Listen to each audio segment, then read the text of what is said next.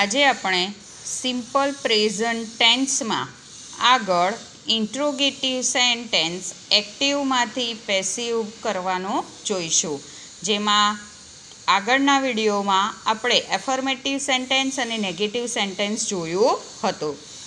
હવે આમાં interrogative sentence એટલે કે પ્રશ્નાર્થ વાક્યમાં 3 પ્રકારના પ્રશ્નાર્થ વાક્યો હોય છે. સૌથી પહેલાં છે ટુ બીના રૂપથી એટલે કે ડુ ડઝથી પ્રશ્નાર્થ વાક્ય.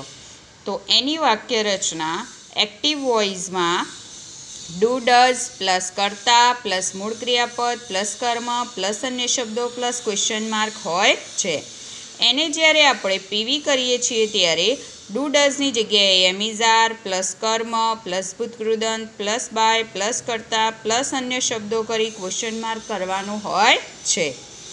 ફોર એક્ઝામ્પલ તરીકે do you play cricket question mark. તો અહીંયા ડુથી પ્રશ્ન વાક્ય છે એટલે વાક્ય એવીનું છે, એને આપણે પીવી કરવાનું છે.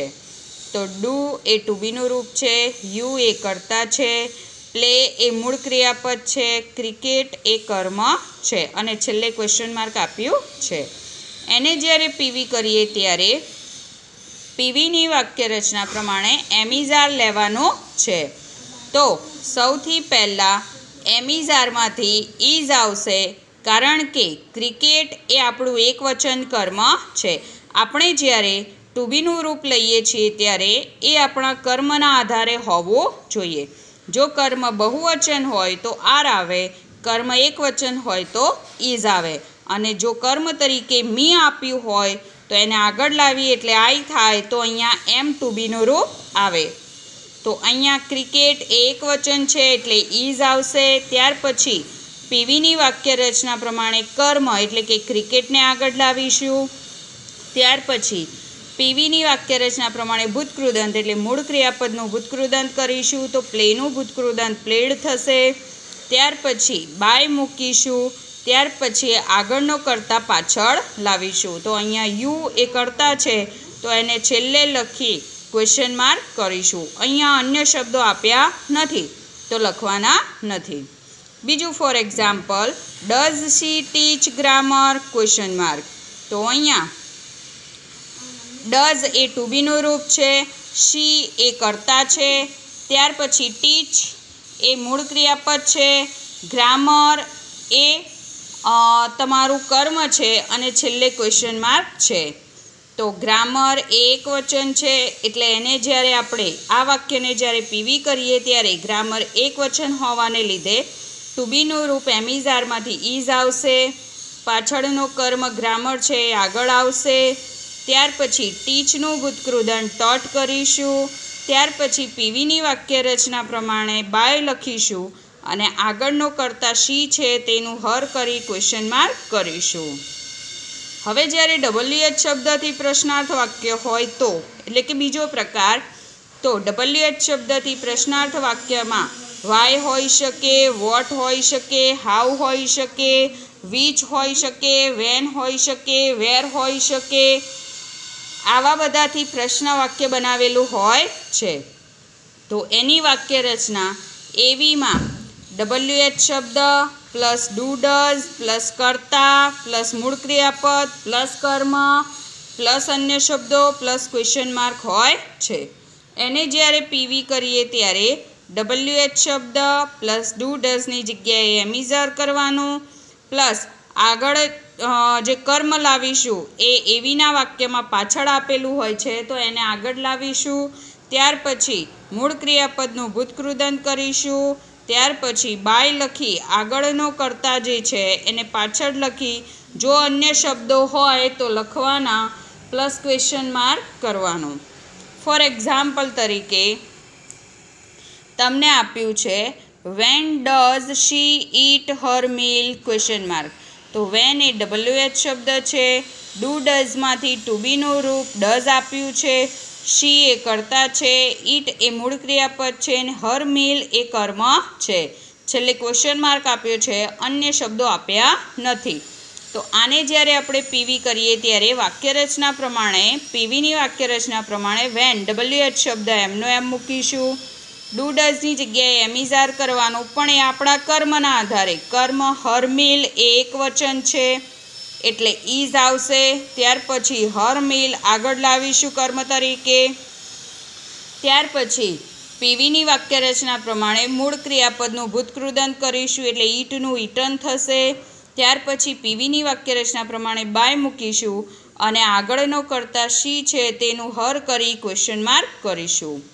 બીજું ફોર એક્ઝામ્પલ આપ્યું છે, why do you speak English question mark. તો અહીંયા વાયથી પ્રશ્નાર્થ છે અને ડુથી છે એટલે એવી છે, એને પીવી કરીએ ત્યારે વાય એમનો એમ રહેશે. ડુ ડઝનું એમ ઇઝ આર કરવું પડે તો ઇંગ્લિશ એક વચન કર્મ છે એટલે ટુ બીનું રૂપ ઇઝ આવશે.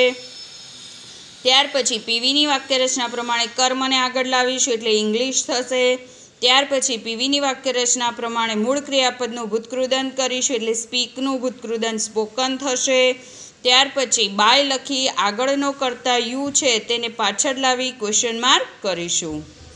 હવે ત્રીજો પ્રકાર, જ્યારે હુવાળું પ્રશ્નાર્થ વાક્ય હોય તો એને આપણે એક્ટિવમાંથી પેસિવ કેવી રીતે કરીશું, તો એની વાક્યરચના આપી છે એ થોડીક જુદી છે. આગળના બે પ્રશ્નાર્થ વાક્યો કરતાં થોડીક જુદી પડે છે, કારણ કે હું એ પોતે જ કરતા છે. એટલે હું જ્યારે વાક્ય હોય તો એને જ્યારે પીવી કરીશું ત્યારે એનું બાય હોમ શરૂઆતમાં થશે, પાછળ બાય કરી અને કરતા લખવાનો હોતો નથી. તો એની વાક્યરચના જોઈએ. એવીમાં એક્ટિવ વોઇસમાં હું પ્લસ એસ કે યસવાળું ક્રિયાપદ અથવા તો મૂળ ક્રિયાપદ પ્લસ કર્મ પ્લસ અન્ય શબ્દો પ્લસ ક્વેશ્ચન માર્ક આપેલું હોય છે. એને જ્યારે પીવી કરીએ ત્યારે હુંનું બાય હોમ કરવાનું. ત્યાર પછી એસ કે યસવાળું ક્રિયાપદ અથવા તો મૂળ ક્રિયાપદ હોય એનું ભૂતકૃદંત કરવાનું થાય છે. એના પહેલાં કર્મને આગળ લાવીશું અને એને અનુરૂપ એમ ઇઝ આર લઈશું. ત્યાર પછી અન્ય શબ્દો લખી ક્વેશ્ચન માર્ક કરીશું.